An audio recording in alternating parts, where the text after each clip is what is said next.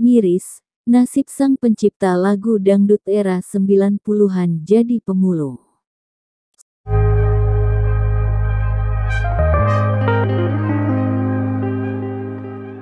Sungguh malang nasib yang dialami pencipta lagu dangdut Indonesia Syam Permana. Kehidupannya begitu mengkhawatirkan, bahkan harus menelan kepahitan di tengah maraknya para industri musik dan aktris dangdut yang kian melambung tinggi. Syam Permana merupakan sosok pencipta lagu dangdut termasyhur di era 80 hingga 2000-an. Banyak para artis dangdut yang sudah membawakan hasil buah karyanya, seperti Imam S. Arifin, Ine Cynthia, Joni Iskandar, Soneta, Inul Daratista dan masih banyak lagi artis-artis dangdut lainnya. Namun mengapa nasib Syam sang maestro ini harus menjadi pemulung dan kerja serabutan untuk menghidupi istri dan anak-anaknya? Hampir 10 tahun terakhir, Syam harus hidup di bawah garis kemiskinan, menanti uluran tangan dari setiap orang yang peduli terhadapnya. Di usianya yang menginjak 60 tahun ini, tak banyak yang bisa dilakukan oleh Syam. Sebenarnya, ada kebanggaan tersendiri atas lagu-lagu ciptaannya yang telah banyak dinyanyikan oleh artis atau penyanyi dangdut ternama, ataupun YouTuber.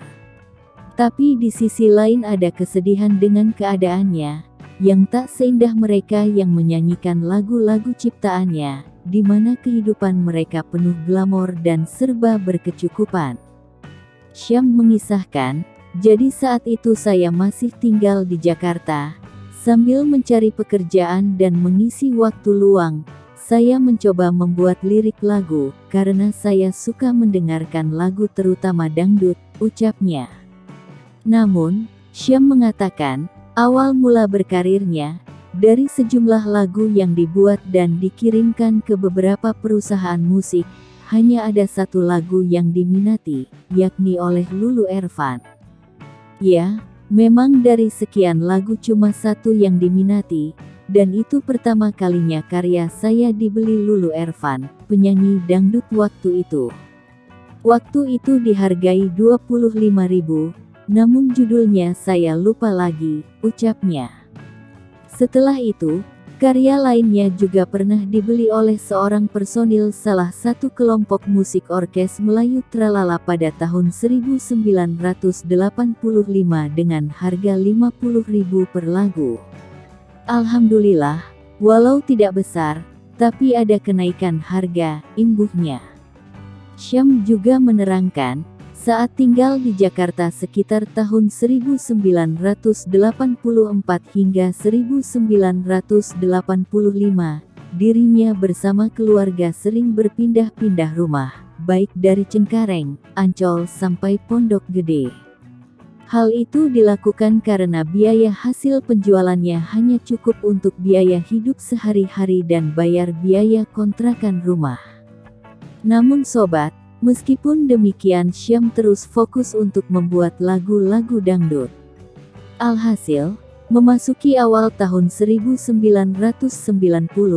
nasib baik pun menerpa kehidupannya, di mana hasil karyanya mulai dilirik beberapa artis ternama, seperti Imam S. Arifin, Ida Laela, Muhsin Alatas, Mega Mustika, Indah Sundari, Ana Sajaya, dan Melly Agustina, serta beberapa artis ternama lainnya.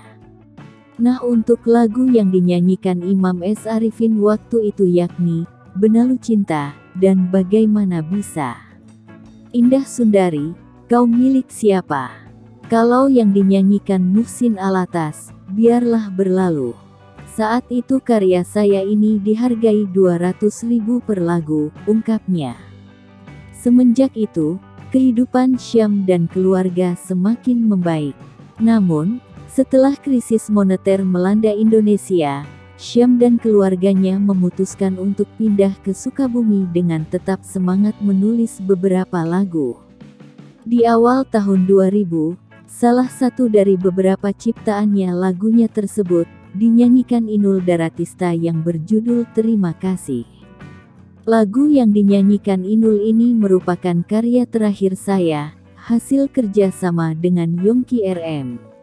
Lagu ini dihargai 500.000, dan hasil penjualannya dibagi 2 sama Yongki RM, tuturnya.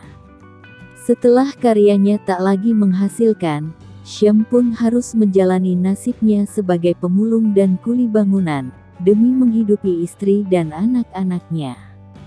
Meski demikian, Syam masih tetap semangat menulis lagu, meski telah lama vakum, dan di usianya yang sudah sepuh ini, dirinya berharap ada pengakuan atas sejumlah buah dari hasil karya-karyanya tersebut.